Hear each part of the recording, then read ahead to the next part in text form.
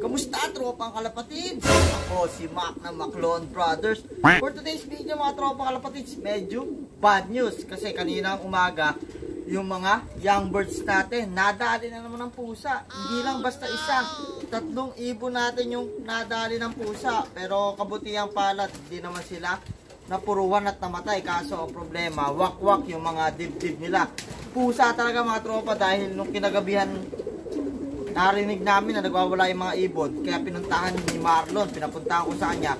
Doon na nakita yung 3 ibon, dinadali ng pusa. Pilit inaabot dito sa ilalim natin. Tapos yung isa, sobrang wakwak, tumutulo na yung tubig. Saka lumalabas yung pagkain sa may butche na sobrahan ng pilas mga tropa. Kaya napilitan pa ako magtahi. Hindi ako nagtatahi sa mga tela. Yung kalapati natutunan natin tahiin para lang maging maayos mga tropa. Kaya kung gusto nyo makita yan, please keep on watching.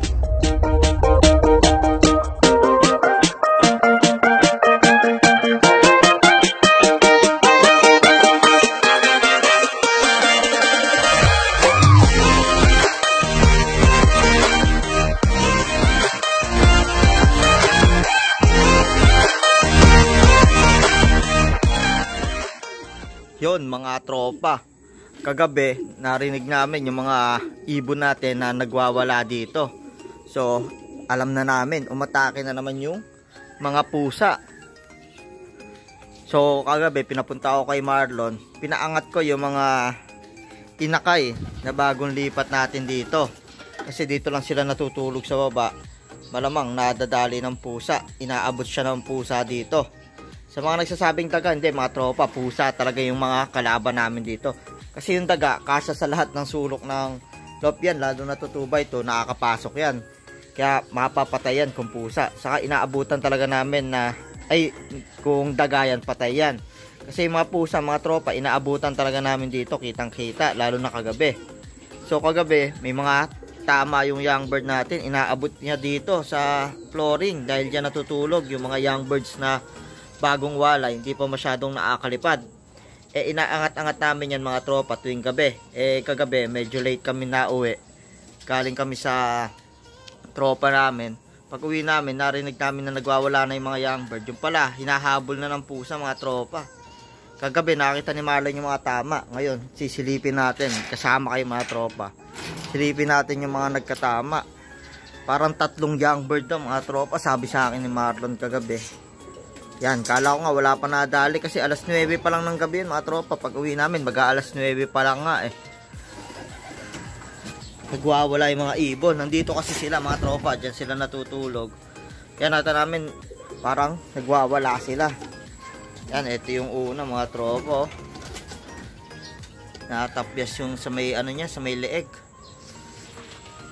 Siguro nakaupo siya dito sa baba, sa flooring. Nadambahan ng pusa. Hindi ko alam mga tropa paano pa nadadali ng pusa. 1 by 1 yung mating natin dito. Yan ang nga pinalagay natin para sigurado.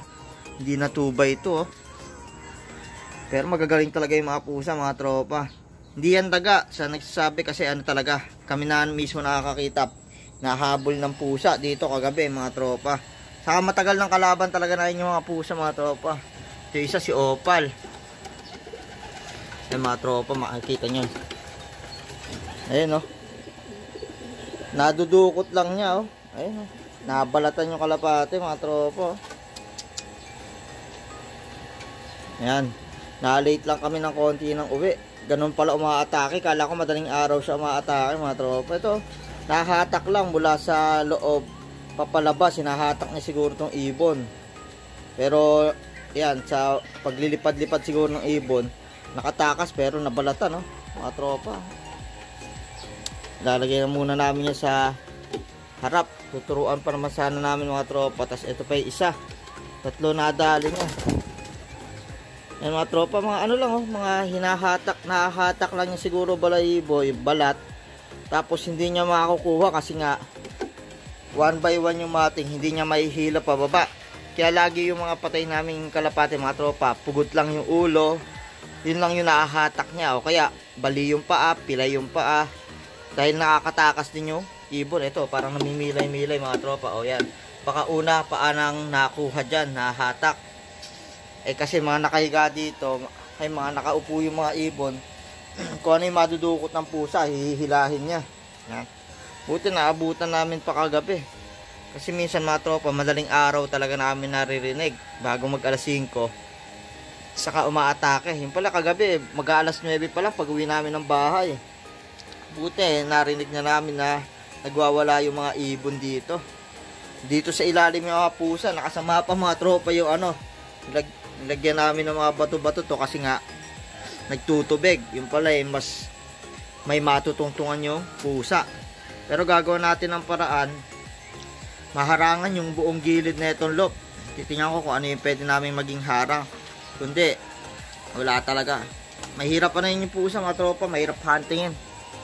Yan, ito mukhang namilay din, oh. Malata mga ano, buti hindi mga napuruhan. Yan, konting ano lang yan, papapagaling natin mga tropa, sugat lang. Kesa nadali silang namatay, buti medyo nakauwi agad tayo. Yan mga tropa, gagawa natin ng paraan, ganito gagawin natin. May yero na mahaba dito eh. Yan, mailagay yun sa likod na lang yun mga tropa. Haharangan natin itong buong ilalim. Titingnan ko ano yung mga pwede, kahit medyo pangit na para sa safety lang na ibon. Ito mga tropa, may dugo pa oh. Inahabol kasi ng pusa. Ayan oh, may dugo. Kung daga yan mga tropa, patay lahat yan, sigurado. Kasi ang daga mga tropa, may nagpunta rin dati dito mga daga, yung buong flooring pa namin eh, puro plyboard. Tinukuha lang niya yung mga ano mga tropa, yung mga feeds.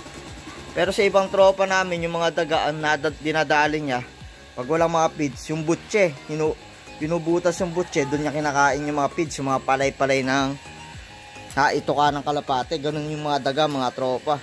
Itong pusa talaga, papatayin yung kalapate, pag nailabas, papatayin. Ganun din naman yung daga, papatayin. Kaso yung daga, kung talagang papasok dito at tatargetin yung kalapate namin, mapapatay lahat mga tropa. Kasi kasyang-kasya, kahit saan dumaan. Sa 2x2 na mating, kasya yung mga daga. Eh pusa, wala naman pagpupuntahan dito, kaya hinahunting niya dito sa ilalim ng loop natin. So yan mga tropa, maya-maya, pagkapatuka at ronda siguro namin, hahanap-hanap na ako ng pwedeng materyales na maiharang sa mga gilid-gilid ng loop. Kung ano man, kahit pumangit yung loop natin sa ilalim, okay lang para sa safety ng mga ibon. Yan mamaya tropa, balikan namin kayo. Yan mga tropang kalapatids, yung isang ibon natin na nadali ng pusa. Yan, ito may gunting tayo, may sinulit saka karayom. Katatahi lang namin mga tropa dahil pag kumiinom, tumatagas yung tubig sa ano niya, sa may butche mga tropa. Yan, papakita ko sa inyo kung alin dito. Yung si Opal, yung iba okay naman, talagang gas-gas na ano lang, nabalatan, na gagaling naman. Pero itong si Opal, malala mga tropa. Kunin ko lang. Mga tropa, sobrang lala. Kung makikita nyo, yan medyo okay na yan. Naibalik ko ng konti yung laman, natuto tayo manahi. Dati hindi tayo nanahi kahit dami. Yan, kalapate, natayin natin yung mga natitira pang ano nya, titira pang balat na pwedeng maibalik. Nabalik natin, saka nasarado natin yung daluyan ng tubig sa pagkain sa nanabutas. Yan, papakita ko sa inyo yan mga tropa, yung picture bago namin tahiin. Yan, nakikita nyo, nabalatan talaga ng husto, nahila siguro ng pusa. Yun, nakawala lang siya, kundi talagang mapapatay ito mga tropa.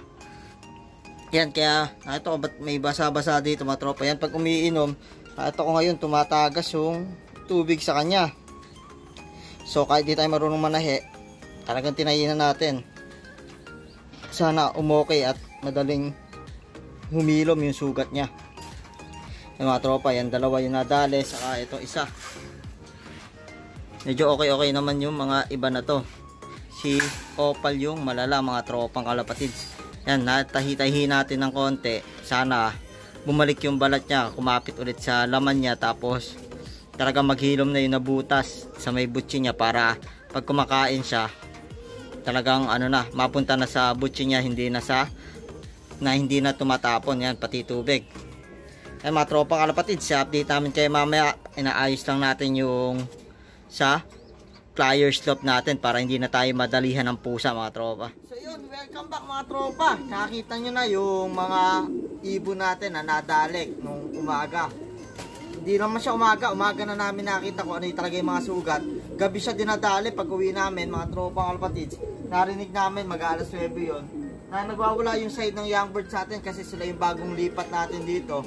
So sa baba pa sila natutulog. Hindi pa sila kayang umangat ng gusto doon sa mga dapuan natin. Ang nangyari, nahihila sila ng pusak. Hindi ko alam kung mga tropa ba't nahihila sila. Makikita nyo yung exploring naman natin, 1 by 1 yan mga tropang kalapatids. Kaya kahit anong isip natin kung paano nadadali, ang gagaling ng pusa talaga. Hindi talaga dagaan dumadali sa atin mga tropa kasi hindi na dyan dadalihin ng dagahin sa ilalim, kundi papasukan na to kasi 2 by 2 iba nating mating maluluwag, makakapasok. So ito yung ginawa natin na remedyo. Yung buong likod nilagyan natin yan ng yung nakita natin na bubong na mahaba. Kasi itong gilid, ayan, lagyan natin ng palambat net. Ayan, kaso hindi pa kompleto mga tropa. Yung side na to, nagpakuha pa ako kay Marlon, maihingan tayo ng tropa ng mga mating. Dito, pansamantala, yan, makita nyo yan, mga bubong. Pero itong bubong na to, aalisin din namin, puro mating. O kaya, lambat ang lalagay natin kung may makukuha pa tayo. Para sa ganun, hindi bubong. Kasi pag bubong, magiging kulob. Yung site, yung mga dumi ng ibon, pag sisingaw, paangat lang, imbis na nahanginan pa labas. Ang mangyayari, puro paakyat dito sa loob, baka tendency magkasakit yung mga ibon natin. Kaya yung likod lang yung ginawa natin na sarado sa bubong na mahaba. Tapos ito, ganito gagawin natin. Kung hindi man 2 by 2 na mating, hanap tayo ng ganyan na lambat na ito. Nahingi ko lang mga tropa. Ayan, hinarang na natin. Ilagay natin kanina. Ayan, hanggang dito. Ito na lang yung kulang natin. Ito mauna muna kahit di muna mapalitan yung nasa gilid na bubong. At least safe na sarado to. Para walang problema dito sa loop natin. So yun lang yung update ko mga tropa. Sana hindi na tayo puntaan ng mga pusa na yan. Kundi nadadali yung mga lagi na lang nadadali pag naglipat tayo ng young birds kasi nga nandito sila sa baba pa lang. Kaya nung inaangat talaga namin yun tuwing gabi. Kaso nung mag-aalas 9 na kami nakauwi, iaangat pa lang namin, nadadali na ng pusa. Dati madaling araw sumusugod yung pusa. Ngayon nung mismo mag-aalas 9 pa lang mga tropa, dinadali na tayo. So yun lang yung update ko ngayon mga tropang kalapatid. Sana makakuha pa tayo ng mga materyales nang maharangan na itong buo ng safe na yung mga ibon natin. So yun lang yung video ngayon mga tropang kalapatid. Kung bago ka sa channel namin, welcome sa Maclon Brothers TV.